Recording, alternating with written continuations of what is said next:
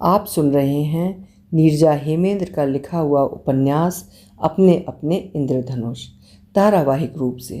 आज सुनिए भाग 4।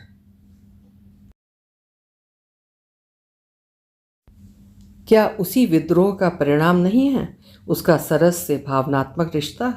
क्या उसी संदेह ने उसे विवश नहीं किया है एक पर पुरुष में अपनी खुशियां तलाशने के लिए? जिस प्रकार जीने की सांसें आवश्यक हैं, उसी प्रकार जीवन को चलाने के लिए हृदय की प्रसन्नता भी आवश्यक है। ये कारक हमारे जीवन की इच्छा को प्रगाढ़ व बलवती बनाते हैं। मात्र सांसों के संचालन के साथ एक रास्ता पूर्वक जीवन जीते चले जाना जीवन को शवतुल्य बना देते हैं। स्त्री शारीरिक सुख नहीं बल्कि उससे कहीं अधिक पुरुष की दृष्टि में सम्मान की इच्छुक होती है। वो चाहती है कि उसे मात्र भोग्या नहीं अपितु भावनाओं से ओतप्रोत इंसान समझा जाए। यदि समाज की सोच में ऐसा परिवर्तन हो जाए तो कोई कारण नहीं कि स्त्री पुरुषों में भटकाव या परिवारों के टूटने की स्थिति उत्पन्न हो सके। मन खिन्न होने लगा, अतः इस विषय पर उठ रहे विचारों को विराम देते हुए मैंने घर जाकर आज काम करने वाले अपने कार्यों की प्राथमिकता की सूची मन ही मन बनाई। ऑटो आगे बढ़ता जा रहा था। घर आकर आवश्यक कार्यों को करने के पश्चात लिखने बैठ गई। आज मैं विकास दर के उतार चढ़ाव व सेंसेक्स पर उसके प्रभाव विषय पर कुछ लिखना चाह रही थी। इस विषय पर मेरा शोध पूर्ण हो चुका था। देर तक मैं लिखती रही। लेख कभी पूर्ण नहीं हो पाया था। लिखते लिखते कुछ थकान अनुभव करने लगी, अतः जाकर लेट गई। लेटे लेटे एक अधूरे उपन्यास को उठा लिया और पढ़ने लगी। पढ़ते पढ़ते मुझे झपकी आ गई।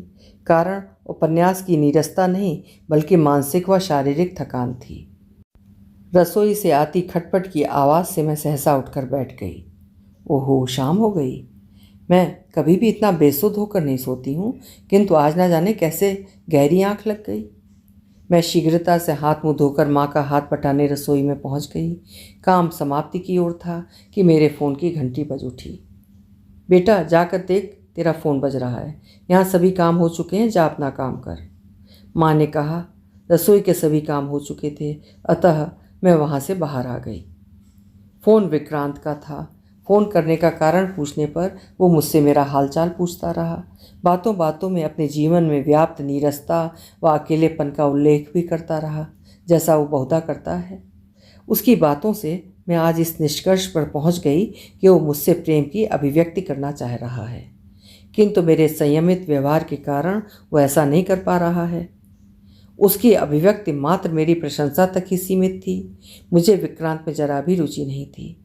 विक्रांत ही क्यों, मेरी किसी भी पुरुष में रुचि नहीं थी। विक्रांत जैसे पुरुष में तो कतई नहीं, जिसने बेटियां पैदा होने के कारण अपनी पत्नी को इतना प्रताड़ित किया कि उसे तलाक लेने के लिए विवश होना पड़ा।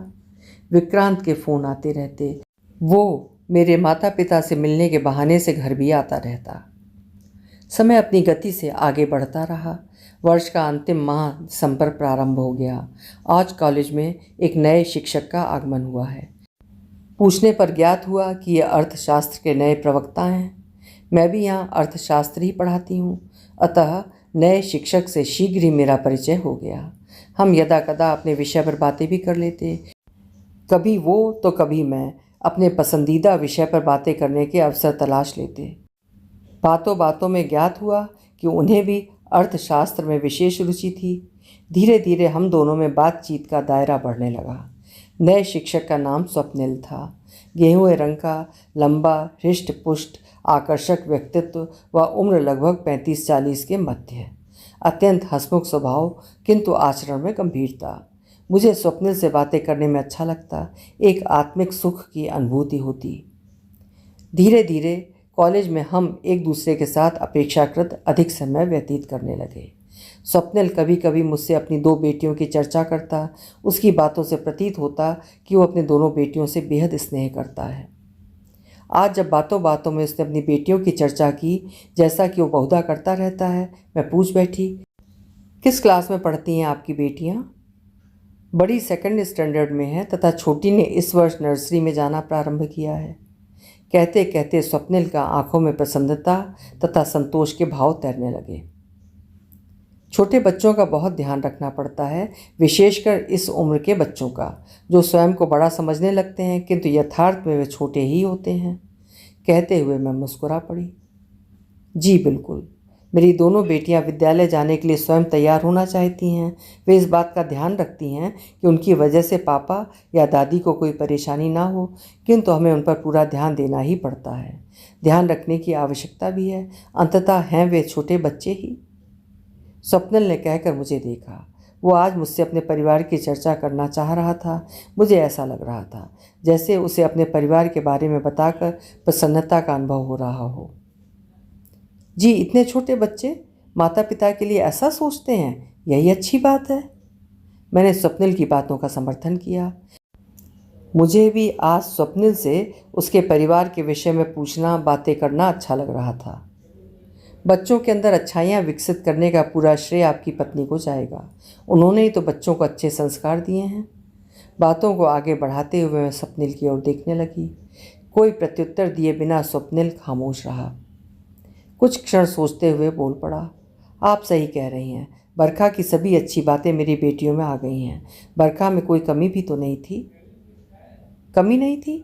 क्या अर्थ है इन शब्दों का? क्या स्वप्निल की पत्नी अब इस संसार में नहीं है? उफ, मैं ये क्या सोच बैठी स्वप्निल की पत्नी के लिए।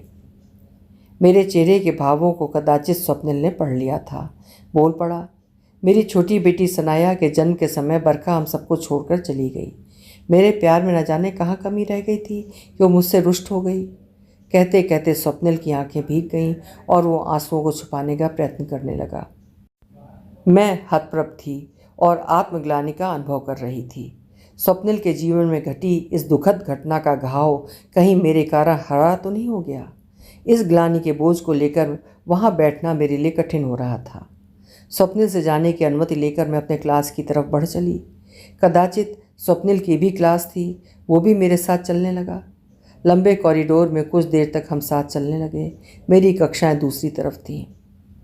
ये मुझे क्या होता जा रहा है? घर जाकर भी मुझे स्वप्निल की भीगी आंखें स्मरण आने लगती। अपनी बच्चियों को कितना प्यार करता है, बात बात पर उन्हें स्मरण करता है। उनकी चर्चा मात्र से स्वप्निल के नेत्रों में स्नेह उमड़ पड़ता है।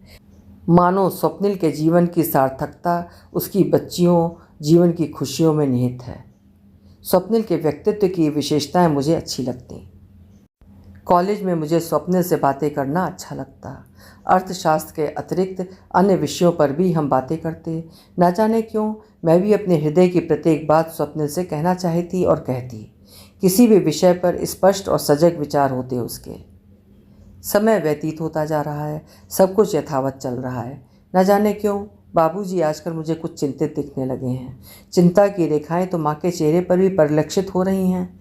बाबूजी तो हम सबको सदा प्रसन्न रहने और चिंता न कर अपना काम करते रहते हुए आगे बढ़ने के लिए प्रोत्साहित करते हैं। अतः उनके चेहरे पर अंकित चिंता की रेखाएं मेरे लिए चिंता का विषय थीं। माँ तो हमारे जीवन की किसी भी परेशानी से स्वयं परेशान हो जाती हैं तथा हमें ही उन्हें ढांढस बंधाना पड़ता है। माँ से मैंने बाबूजी की चिंता का कारण जानना चाहा तो वे कुछ अनमनी सी हो गईं। मुझे बताना नहीं चाह रही थीं। मेरे अत्यंत आग्रह पर उन्होंने बताया कि तेरे बाबूजी की चिंता तुझे लेकर है। मुझे कुछ कुछ अनुमान था कि ऐसी ही कोई बात होगी। तुमने अपने लिए क्या सोचा है, आगे क्या करना है? माँ ने पूछा। माँ की बात सुनकर मैं खामोश थी। हम तो पक्के फल हैं, कभी भी जीवन रूपी वृक्ष से गिर सकते हैं। माँ का लहजा आज कुछ तल्ख था। उनकी बातें मैं धैर्य से सुन रही थी। तुम्हारा भाई यहाँ से दूर रहता है, वो अपनी नौकरी अपनी गृहस्थी में व्यस्त है। वो हमारी ही सुध नहीं लेता तो हमारे बाद तुम्हारा सुख दुख क्या पूछेगा? उसकी भी क्या गलती है? वो भी तो दूर शहर में अकेला रहता है। अपने परिवार की देखभाल करने वाला वो अकेला ही तो है। बेटा, तू अपने भविष्य को लेकर कोई निर्णय ले।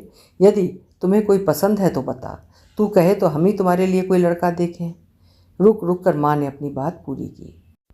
माँ की बातें आज कुछ कुछ समझदारी भरी लग रही थीं। विशेषकर भैया के लिए उनकी सोच मुझे अच्छी लगी। अन्यथा माँ ममता भरी भावुक सोच में कभी कभी कुछ भी सोचने लगती हैं। प्रथम विवाह का कटु अनुभव अभी तक नहीं भूली हूँ तो पुनर्विवाह के बारे में क्या सोचूंगी? इसलिए माँ की बातों पर नकारात्मक प्रतिक्रिया देकर मैं उनकी चिंता को और नहीं बढ़ाना चाहती थी। अतः चुप रही। बातें आगे बढ़ने से पहले ही समाप्त हो गईं। मैं ये भी भली भांति जान रही हूँ कि बातें समाप्त नहीं हुई हैं, बल्कि कुछ समय के लिए आगे टल गई हैं। इतना भी मेरे लिए पर्याप्त था।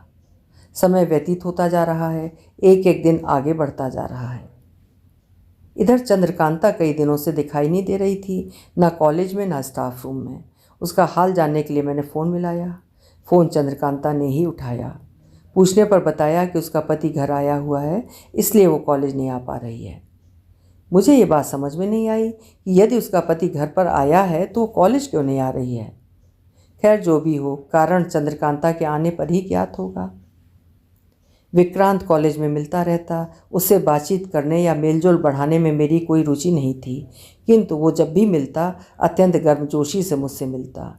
उसके प्रति मेरी धारणा बन चुकी थी कि उसने पुत्रियों को जन्म देने के अपराध में अपनी बूढ़ी पत्नी व अबोध बेटियों को इस संसार में भटकने के लिए छोड़ दिया और अपने उत्तरदायित्वों से मुंह मोड़ लिया है।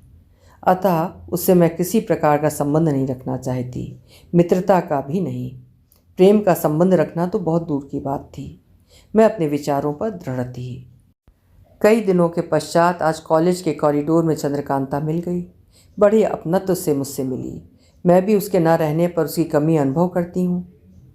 क्या करूँ नीलाक्षी, मेरा पति अचानक 4 दिनों की छुट्टी लेकर आ गया था। वहाँ रहते हुए भी वो मेरे लिए अच्छा नहीं सोचता। मेरे चरित्र पर संदेह करना उसका स्वभाव है। अपने साथ मेरी भी छुट्टियाँ करा दी। पूरी छुट्टियों में वो बिना किसी कारण मेरे साथ लड़ता रहा। उसके व्यवहार से मेरा हृदय टूटकर इस प्रकार विदीर्ण हुआ। व्याकुलता इतनी बढ़ी कि सरस मुझे बहुत याद आया। चंद्रकांता की बातें मैं सुन रही थी। बातें सुन ही नहीं रही थी, बल्कि उसकी मानसिकता को समझ भी रही थी, उसका अनुभव कर रही थी।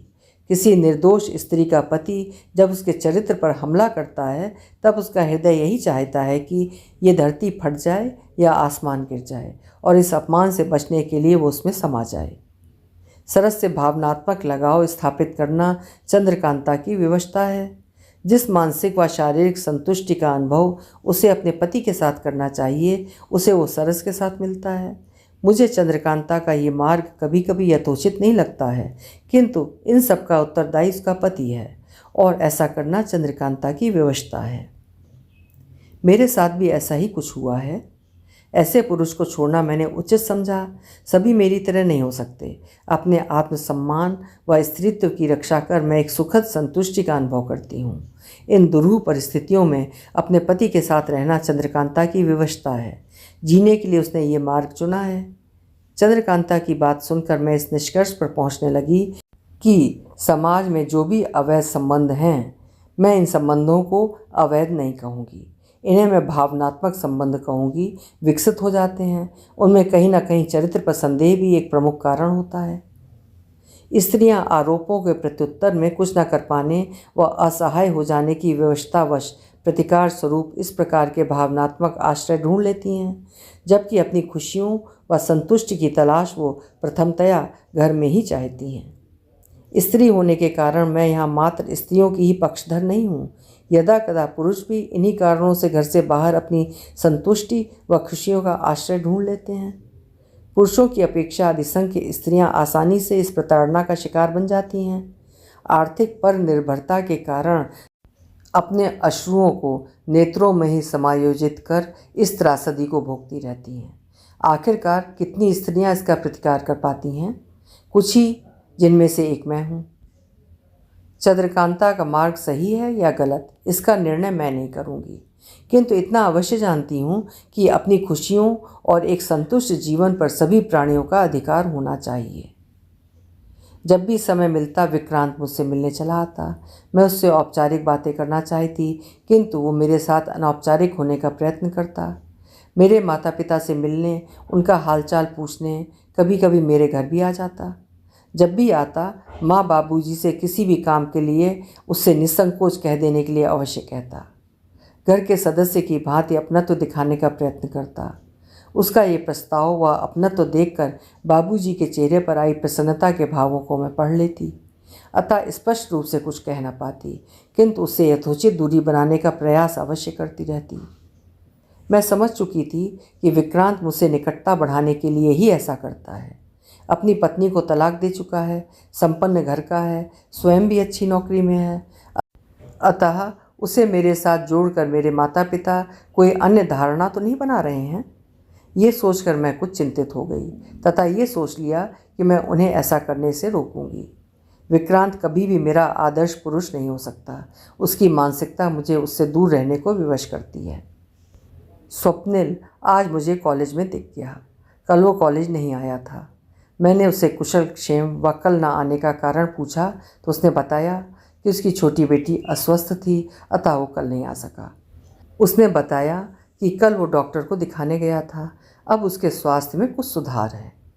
कुछ क्षण रुककर उसने कहा। स्वप्निल के चेहरे पर चिंता की रेखाएं स्पष्ट दिख रही थीं। घर में उसके साथ आज कौन है? मैंने पूछा। मेरी माँ मेरे साथ रहती हैं, अब मात्र उन्हीं का संबल है। बरखा तो मुझे मार्ग में अकेला छोड़कर चली गई। कहते कहते स्वप्निल की आंखें नम होने लगीं। मैंने स्वप्निल के घर का पता पूछा। घर आकर मैं स्वप्निल को फ़ोन कर उसकी बेटी का हाल पूछा। उसने बताया कि वो अब ठीक है। समय धीरे धीरे अपनी गति से आगे बढ़ता जा रहा था। शनय शनय ऋतुएं भी परिवर्तित हो रही थीं। शीत ऋतु जा रही थी, दिशाएं शीत ऋतु से मुक्त हो रही थीं। मुक्ताकाश पाकर हवाएं चंचल होने लगी थीं। एक अद्भुत लुभावनी गति हो गई थी उनकी। सृष्टि के इस परिवर्तन से वृक्ष, लताएं, पुष्प सब परिवर्तित होना चाह रहे थे। वृक्षों से पुराने पत्ते गिर रहे थे तो नव हरित कोपलों के रूप में नए पत्ते आना चाह रहे थे। प्रकृति पर पतझड़ व वसंत का मिला जुला रूप दृष्टिगोचर हो रहा था। पूरी सृष्टि नव पल्लवों, नव पुष्पों से नव श्रृंगार कर रही थी। वृक्ष मंजरियों से आच्छादित हो रहे थे। झारखंड के देवरी गांव के निकट का ये क्षेत्र प्राकृतिक संसाधनों से समृद्ध है। वृक्षों की बहुलता के कारण रंग बिरंगे पशु पक्षियों की ध्वनियों से यह क्षेत्र प्रत्येक ऋतु में गुंजायमान रहता है। किंतु इस वसंत ऋतु का प्रभाव उन पर भी पड़ता है और इस ऋतु में उनका कोलाहल बढ़ जाता है। सांझ होते ही स्थानीय ग्रामीण और आदिवासी लोगों द्वारा गांव के चौपालों में गाए जाने वाले होली के फगुआ गीतों के स्वर, जिनमें प्रेम और विरह के गीत प्रमुख होते हैं, गूंजने लगते हैं। चैती के गीतों की बात ही अलग होती है। नई फसल कटने की खुशियों से परिपूर्ण होते हैं होरी व चैती के गीत। झारखंड का ये क्षेत्र भी चारों तरफ से वृक्षों खेतों से घिरा है। अब धीरे धीरे यहाँ भी आबादी बढ़ रही है। नए मकान, बिल्डिंगें बनती जा रही हैं, किंतु यहाँ का लोक जीवन अब भी अपनी प्राकृतिक व उन्मुक्त अवस्था में है। मुझे भी ये ऋतु अत्यंत अच्छी लगती है। प्रतिवर्ष आती जाती ये ऋतु ना जाने क्यों आजकल नई लग रही है। प्रथम बार की नई अनुभूति की भांति कुछ कुछ हृदय कुछ सुखद सा अनुभव कर रहा है। युवावस्था की कहीं बिला चुकी नई अनुभूतियों की भांति ये विलुप्त अनुभूतियाँ ना जाने क्यों हृदय द्वार पर दस्तक दे रही हैं। आज कॉलेज जाने के लिए घर से मैं कुछ पहले निकली। ऑटो वाले से ऑटो को सीधे स्वप्निल के घर की तरफ मोड़ने के लिए कहा। हृदय न जाने कैसा संबंध उससे स्थापित करता जा रहा है कि उसकी अस्वस्थ बच्ची का हाल जानने की इच्छा बलवती हो उठी। दरवाजे पर मुझे देखकर स्वप्निल आश्चर्यचकित था। वो मुझे लेकर ड्राइंग रूम में आ गया। सोफे पर मुझे बैठने का संकेत करते हुए अभी आया कहकर अंदर चला गया। कुछ ही क्षणों में वापस आया। मेरे सामने सोफे पर बैठते उसने बताया कि अभी अभी दोनों बच्चियां स्कूल गई हैं। माँ बहुत सुबह उठकर उनके लिए नाश्ता बनाती हैं, स्कूल के लिए तैयार होने में उसकी सहायता करती हैं। अब कामवाली के साथ मेरे लिए भोजन बनाने में लगी हैं। उसकी बातें चल ही रही थी कि एक बुजुर्ग किंतु दिखने में संभ्रांत महिला ने ड्राइंग रूम में प्रवेश किया। मैंने अनुमान लगाया कि वो अवश्य स्वप्निल की माँ होंगी। स्वप्निल ने तत्काल परिचय करवाते हुए कहा, ये मेरी माँ है। मैंने अभिवादन किया। स्वप्निल ने मेरा परिचय भी उनसे कराया। उन्होंने अत्यंत अपनत्व के साथ उत्तर दिया। उनके साथ एक महिला थी जिसके हाथ में चाय की ट्रे थी। कदाचित वो काम वाली थी। चाय की ट्रे रखकर वो महिला वहाँ से चली गई। त्रिशा का स्वास्थ्य अब ठीक है। 3 दिनों के पश्चात आज वो स्कूल गई है, स्वप्निल की माताजी ने बताया। और भी वो बातें करती रहीं, कुछ घर की, कुछ बच्चों की। बातों बातों में मेरी, उनकी तथा स्वप्निल की चाय कब की ख़त्म हो चुकी थी। सहसा मैं उठ खड़ी हुई। कॉलेज का समय होने वाला है। आधे घंटे में मुझे कॉलेज पहुंचना है। स्वप्निल व उसकी माँ का अभिवादन कर मैं ड्राइंग रूम से बाहर निकलने को तत्पर हो उठी। रुको बेटा, कैसे जाओगी? तुम अपनी गाड़ी से आई हो क्या? स्वप्निल की माँ का स्नेह से भीगा स्वर मेरे कानों में पड़ा। नहीं माँ जी, मैं बाहर से ऑटो ले लूँगी, कहते कहते जाने के लिए मैं मुड़ गई। स्वप्निल भी तो आज कॉलेज जाएगा, उसके साथ ही तुम चली जाओ, यदि तुम्हें आपत्ति ना हो तो, स्वप्निल की माताजी ने कहा। नहीं माँ जी, नहीं, आपत्ति जैसी कोई बात नहीं है, सहसा मैं बोल पड़ी। हम साथ काम करते हैं, स्वप्निल अनजान नहीं है, हम एक दूसरे को जानते हैं, समझते हैं। स्वप्निल की ओर देखते हुए मुस्कुराते हुए मैंने बात पूरी की। इस तरह की बातें करने का स्वभाव नहीं है मेरा, किंतु न जाने क्यों ऐसा कह बैठी। हाँ हाँ, आप बैठिए 2 मिनट, बस मैं आया, कहकर स्वप्निल अंदर चला गया। मैं पुनः बैठ गई। मैंने देखा स्वप्निल की माताजी के चेहरे पर संतुष्टि के भाव थे। वे मुझे देखकर मंद मंद मुस्कुरा रही थीं। कुछ ही देर में स्वप्निल आ गया।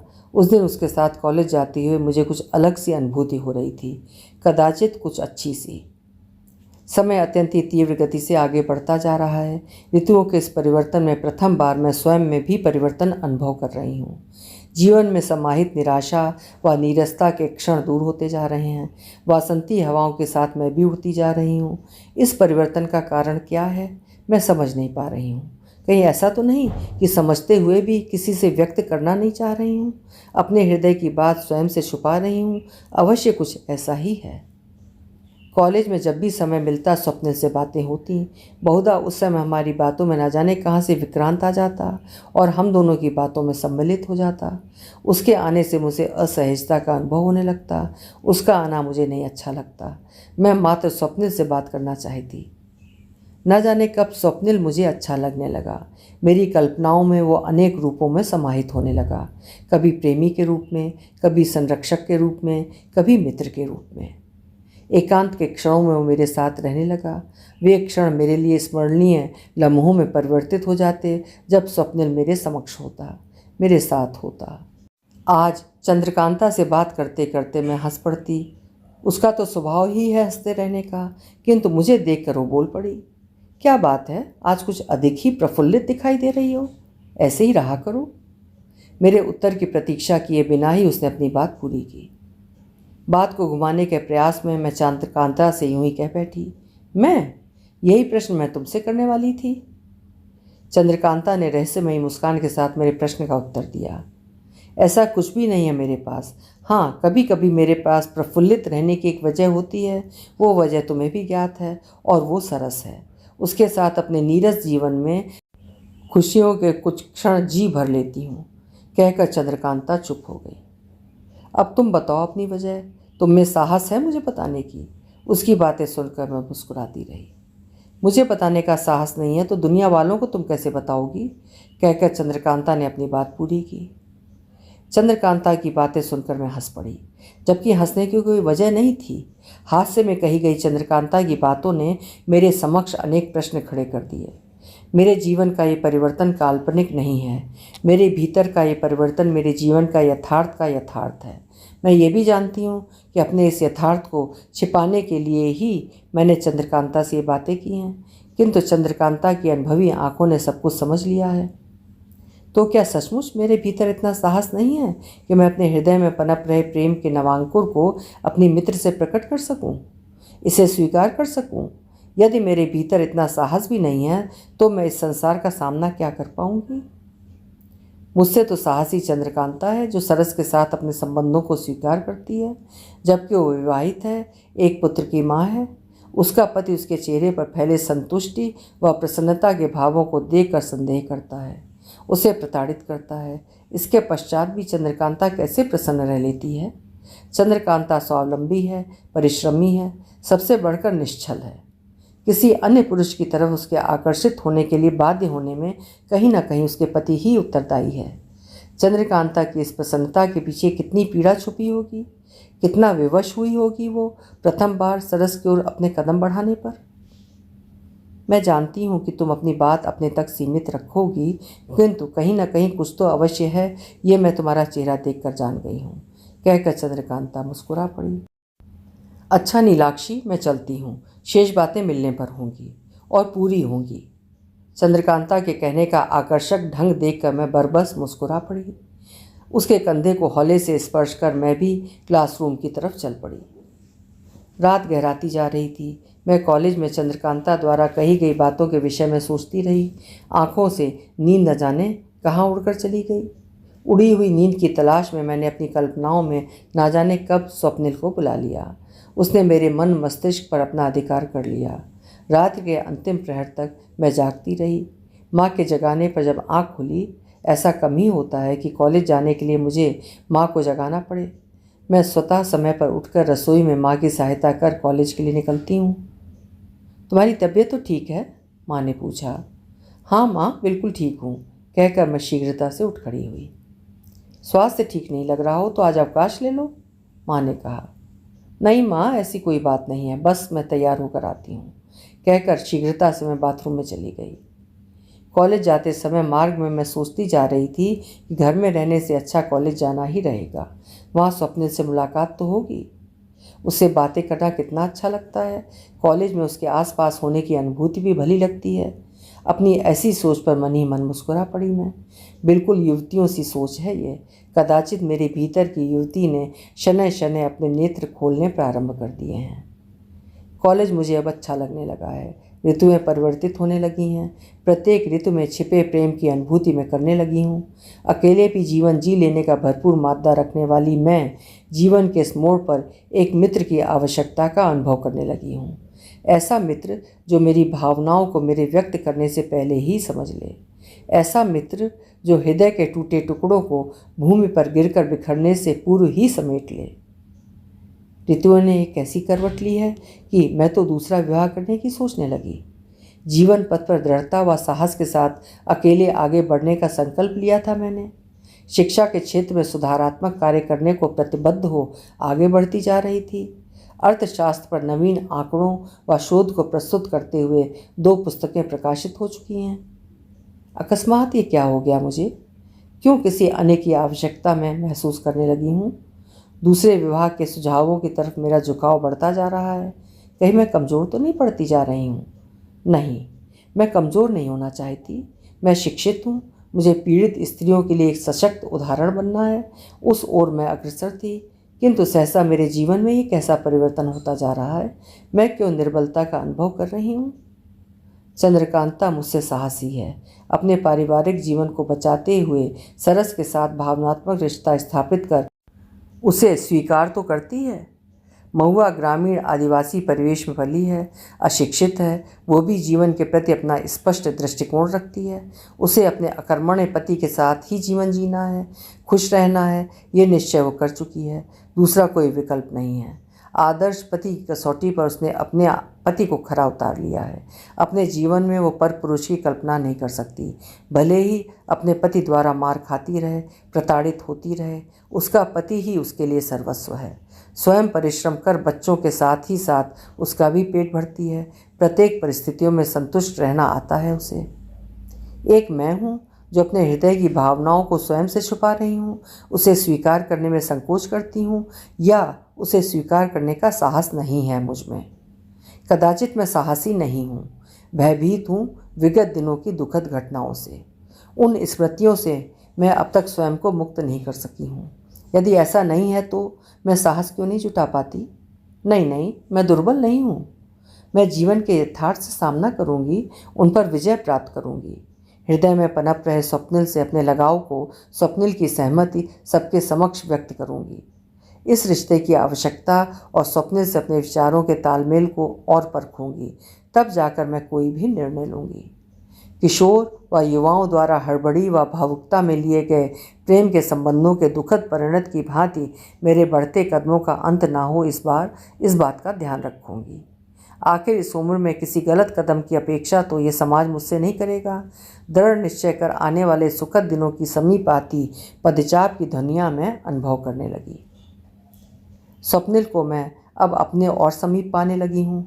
मेरे अत्यंत आग्रह पर वो भी कभी कभी मेरे घर भी आने लगा है। मैंने उसे परखना चाहा, उसकी परीक्षा लेनी चाहिए, किंतु उसमें कोई अवगुण या अविश्वास न पा सकी। उसमें कोई दुर्गुण है ही नहीं, या मैं उन्हें ढूंढना नहीं चाहती, ये मैं नहीं बता सकती। सच ही कहते हैं लोग कि सच्चे प्रेम में प्रेमी के अवगुणों की तरफ हमारी दृष्टि नहीं जाती। ऐसा तो नहीं कि उसमें अवगुण होते ही नहीं हैं, या हम उसके अवगुणों को देखकर भी अनदेखा करते हैं। उस प्रेम की भावना ही सर्वोपरि होती है, मात्र प्रेम की। ऐसा ही कुछ मेरे साथ तो नहीं हो रहा है। स्वप्निल मेरे घर यदाकदा आने लगा है। कभी कभी जब भी मन होता मैं भी उसके घर जाने लगी। उसकी बच्चियों से लगाव सा स्थापित होने लगा। मुझे देखकर स्वप्निल की माँ के चेहरे पर आ जाते प्रसन्नता के भावों से मुझे ये आभास होता कि कदाचित मैं उन्हें अच्छी लगने लगी हूँ। मित्रता का प्रगाढ़ संबंध स्थापित कर लेने के पश्चात भी मैं स्वप्निल से अपने हृदय की बात नहीं बता पाई थी। मैं ये भी नहीं जानती कि वो मेरे प्रति आकर्षित है या नहीं। मैं इस प्रतीक्षा में हूँ कि वो मेरे प्रति अपने आकर्षण को अनुभव करे तथा उसे स्वीकार करने की पहल करे। ये मेरा अहम नहीं, नारी सुलभ संकोच था। समय चक्र किसी के रोके नहीं रुकता, वो अपनी गति से गतिमान होकर आगे बढ़ता रहता है। इसकी गति में ही जीवन और जीवन में परिवर्तन निहित है। आज छोटी की परीक्षा का परिणाम निकला है। वो प्रशासनिक सेवा हेतु चुन ली गई है। उसने इस परीक्षा के लिए कड़ी मेहनत की थी। अपने को पूर्ण रूप से परीक्षा की तैयारियों में समर्पित कर दिया था। उसने अपने स्टडी रूम में ही स्वयं को सीमित कर दिया था।